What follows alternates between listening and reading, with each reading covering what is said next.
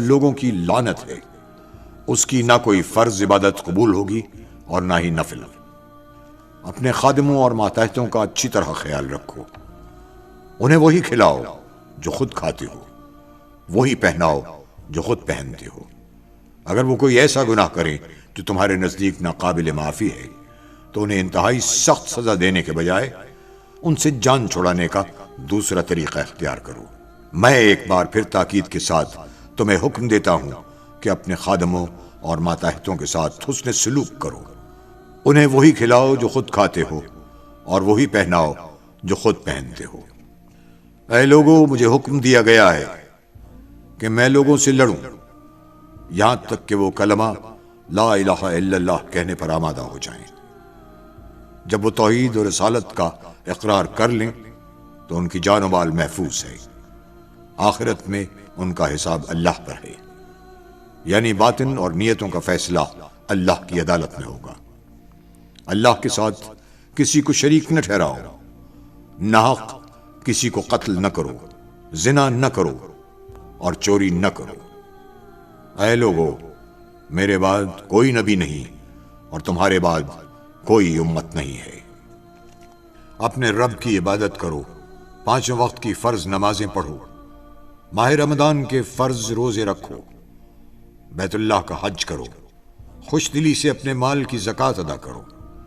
اگر تم نے یہ سب کچھ کر لیا تو تمہارا رب عز و جل تمہیں جنت میں داخل فرمائے گا۔ اور اللہ سے ڈرتے رہو اور ناپ تول میں کمی نہ کرو اور زمین میں فساد برپا نہ کرو اور دین میں حد سے تجاوز نہ کرو۔ تم سے پہلی امتیں اس لیے ہلاک ہوئیں کہ انہوں نے دین میں غلو کیا، یعنی حد سے تجاوز کیا۔ اے لوگو، شیطان اس بات سے تو مایوس ہو چکا ہے کہ تمہاری اس زمین پر کبھی اس کی عبادت کی جائے، لیکن اس کے علاوہ بہت سے معاملات میں لوگ اس کا کہا مانیں گے۔ وہ اس بات پر بھی راضی ہوگا کہ تم بعض معمولی باتوں میں اس کی پیروی کرو، بس اپنے دین و ایمان کی حفاظت کی خاطر اس کے فریب سے بچ کر رہو۔ اللہ نے جو بھی بیماری نازل کی ہے اس کے لیے اس نے دوا بھی اتاری ہے، سوائے بڑھاپے کے۔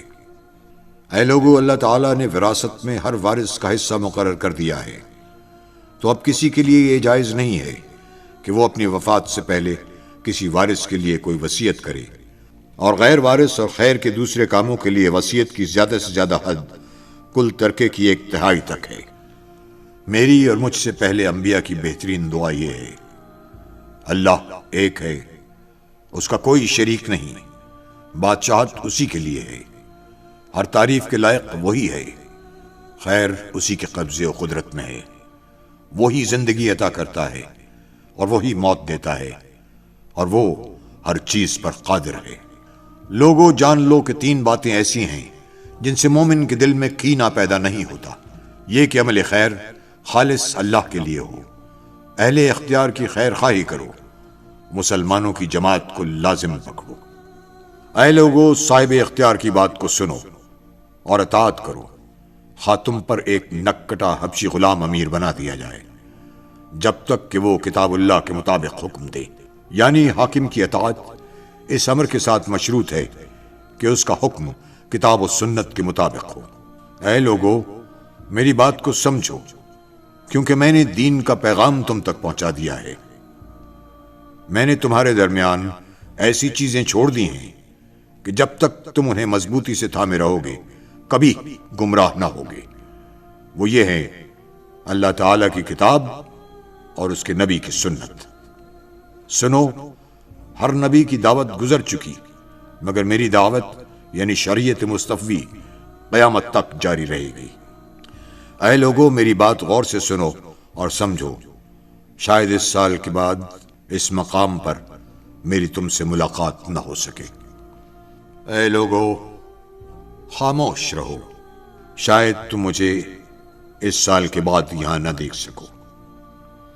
میری بات غور سے سنو، میں تمہارے سامنے وضاحت سے بیان کر رہا ہوں، شاید اس سال کے بعد میری تم سے ملاقات نہ ہو سکے۔ مجھ سے مناسک حج اچھی طرح سمجھ لو، شاید میں اس سال کے بعد حج نہ کر سکوں۔ اے لوگو، علم حاصل کرو، اس سے پہلے کہ علم اٹھا لیا جائے۔ آپ صلی اللہ علیہ وسلم نے 3 مرتبہ تکرار کے ساتھ فرمایا، علم کا اٹھانا اس طرح ہوگا کہ علماء حق اٹھا لیے جائیں گے۔ میں تم سے پہلے حوض پر موجود ہوں گا۔ میں تمہاری کثرت تعداد پر دوسری امتوں پر فخر کروں گا، تو میری رسوائی کا سبب نہ بننا۔ خبردار، میرے بعد کہیں کافر نہ ہو جانا کہ ایک دوسرے کی گردنیں مارنے لگو، اور تم عنقریب اپنے رب سے ملاقات کرو گے۔ پس جو شخص دنیا میں رہتے ہوئے آخرت کو اپنے پیش نظر رکھے گا تو اللہ تعالیٰ اسے قوت ایمانی عطا کرے گا، اسے اسی دنیا میں تونگری اور بے نیازی عطا کرے گا، اور دنیا اس کے قدموں میں سرنگوں ہوگی۔ جس کا نصب العین یہی دنیا ہوگی تو اللہ تعالیٰ اس کی طاقت کو منتشر فرما دے گا، اور وہ اپنی آنکھوں کے سامنے فقر کو دیکھے گا، اور دنیا سے اس کے لیے جو حصہ لکھا جا چکا ہے وہ اسے مل کر رہے گا۔ سنو، تم نے مجھے براہ راست دیکھ لیا اور سن لیا، اور تم سے میرے بارے میں پوچھا جائے گا۔ بس جس نے مجھ پر جھوٹ باندھا تو وہ اپنا ٹھکانہ جہنم کو بنا لے۔ سنو، جو یہاں پر موجود ہیں وہ اس پیغام حق کو ان تک پہنچا دیں جو یہاں موجود نہیں ہیں۔ ممکن ہے کہ وہ لوگ جو یہاں پر موجود نہیں ہیں وہ اس پیغام کی حفاظت براہ راست سننے والوں سے بھی زیادہ کریں۔ سنو، قریب والا اس پیغام کو دور والے تک پہنچا دے۔ پھر آپ صلی اللہ علیہ وآلہ وسلم نے حاضرین سے مخاطب ہو کر دریافت کیا، لوگو، کیا میں نے اللہ تعالیٰ کا پیغام تم تک پہنچا نہیں دیا؟ یہ سوال آپ نے 3 بار فرمایا تو تمام صحابہ کرام نے یک زبان ہو کر اقرار کیا کہ آپ نے یقیناً یہ پیغام ہم تک پہنچا دیا ہے۔ پھر رسول اللہ صلی اللہ علیہ وآلہ وسلم نے 3 مرتبہ فرمایا، اے اللہ تو گواہ رہنا، اے اللہ تو گواہ رہنا، اے اللہ تو گواہ رہنا کہ تیرے یہ بندے برملا شہادت دے رہے ہیں کہ میں نے تبلیغ دین کا حق ادا کر دیا۔ پھر آپ صلی اللہ علیہ وآلہ وسلم نے صحابہ کرام سے مخاطب ہو کر دریافت فرمایا، تم سے میرے بارے میں پوچھا جائے گا تو تم کیا جواب دو گے؟ تمام صحابہ کرام نے ببانگ دول اعتراف کیا، ہم گواہی دیتے ہیں کہ آپ نے دعوت دین کی امانت ہم تک پہنچا دی، آپ نے فریضہ رسالت ادا کر دیا، اور آپ نے خیر خواہی کا حق ادا کر دیا۔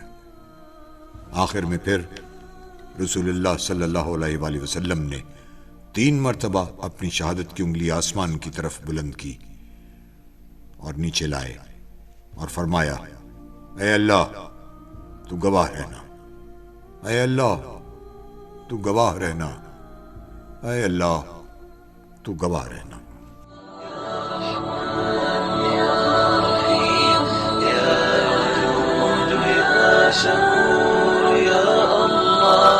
لبيك اللهم لبيك لبيك لا شريك لك لبيك إن الحمد والنعمة لك والملك لا شريك